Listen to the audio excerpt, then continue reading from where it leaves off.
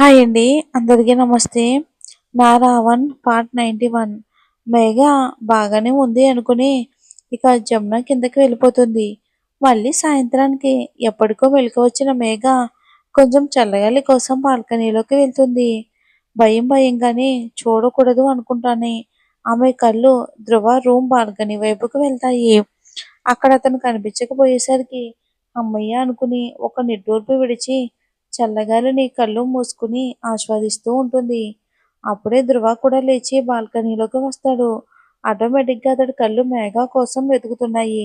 అప్పుడే చీకటి ముసురుకుంటున్న వేళ పక్షుల కిలకిల రాగాలు చల్లటి గాలికి ఆమె పొడవాటి కురులు ఆమె మొహం మీద నాట్యం చేస్తూ ఉంటే కళ్ళు మూసుకొని ఆ చల్లటి గాలిని పక్షుల కిలకిలను ఆహ్లాదకరంగా ఆస్వాదిస్తున్న ఆమె ఆ క్షణాన ఎంతో స్వచ్ఛంగా అందంగా కనిపిస్తుంది అతడికి. సూర్యుడు అస్తమిస్తున్న సమయమున ఎరుపు పసుపు రంగులో దాల్చి ఆ వెలుతురికి ఆమె మొహం మరీ అందంగా కనిపిస్తూ ఉంటే ఆమె వైపు అలాగే చూస్తూ ఉండిపోతాడు కన్నార్పకుండా ధ్రువ. ఉదయం నుంచి అప్పటిదాకా ఆలోచనల సుడిగుండాల ప్రవాహంలో అతని మనసు మెదడు శరీరం చాలా అలసిపోయాయి ధ్రువకి.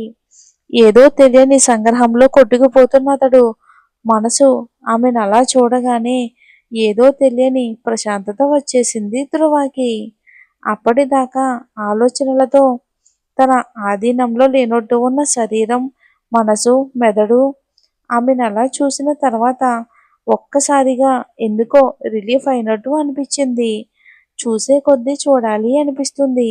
ఆమె రూపాన్ని గ్లాస్ డోర్కి ఆనుకుని ఆమె వైపు అలాగే చూస్తూ ఉంటాడు అతడు. ఆమె కళ్ళు మూసుకుని ఉన్న తన వైపే ఎవరో గుచ్చి చూస్తున్నట్టు అనిపిస్తూ ఉంటే కళ్ళు తెరిచి చుట్టూ చూస్తుంది. 6 అడుగులకు పైనే ఉన్న విగ్రహం ఆమెను చూస్తూ ఉండడం కనిపిస్తుంది.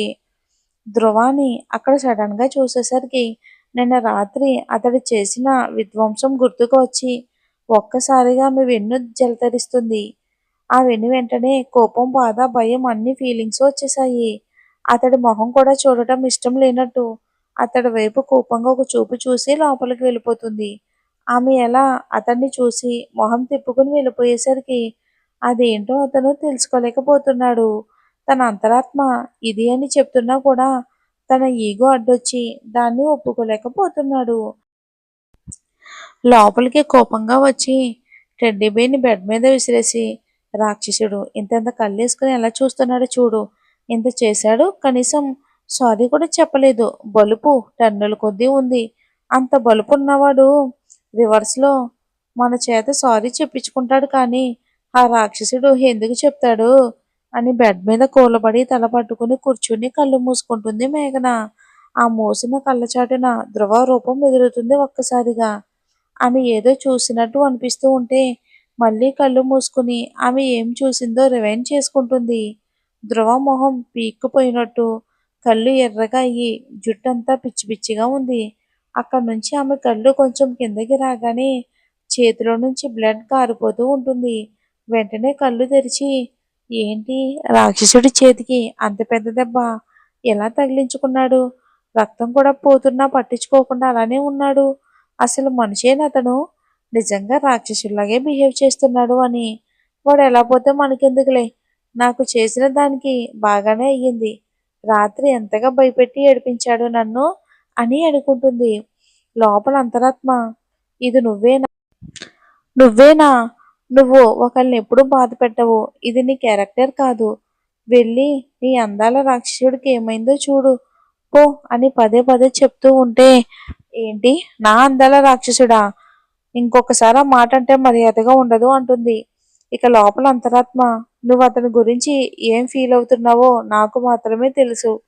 అది తొందరలో అందరికీ తెలుస్తుందిలే కానీ ముందైతే వెళ్ళి ఏమైందో చూడు పో అని అంటుంది. కొంచెం సేపు వెళ్ళాలా వద్దా అని తటపటాయిస్తూ ధ్రువ చేతి నుంచి రక్తం కారడం గుర్తుకు రాగానే ఇంకొక క్షణం కూడా రూమ్లో ఉండలేక ఫాస్ట్గా ధ్రువ రూమ్ దగ్గరికి వెళ్ళి ఇక దబదబానని డోర్ బాధేస్తుంది. అతని రూమ్ దగ్గరికి వచ్చేంత ధైర్యం ఎవరికుంది? ఎవరు ఇలా డోర్ కొడుతున్నారా? అని అసలే చిరాకులో ఉన్న ధ్రువ విసురుగా డోర్ తెరుస్తాడు. ఎదురుగా మేఘన ఉండడం చూసి కొంచెం షాక్తో అలాగే చూస్తూ ఉంటాడు. అతని చూపులు ఏమాత్రం పట్టించుకోకుండా అతని చేతి వైపు చూస్తుంది. బాగా లోతుగా కట్ అయ్యి ఉదయం నుంచి బ్లడ్ దారలుగా కారటం వలన అక్కడక్కడ రక్తం గడ్డగట్టుకొని ఉంటుంది. ఇప్పుడు లేచి చెయ్యి కదిలించడం వలన ఇంకా రక్తం కారుతూ ఉండడం చూసి మేఘన కంగారుగా అతని చెయ్యి పట్టుకుని ఏమైంది, ఎలా తగిలింది దెబ్బ అని అతని చెయ్యి పట్టుకుని చూస్తూ లోపలికి వస్తుంది.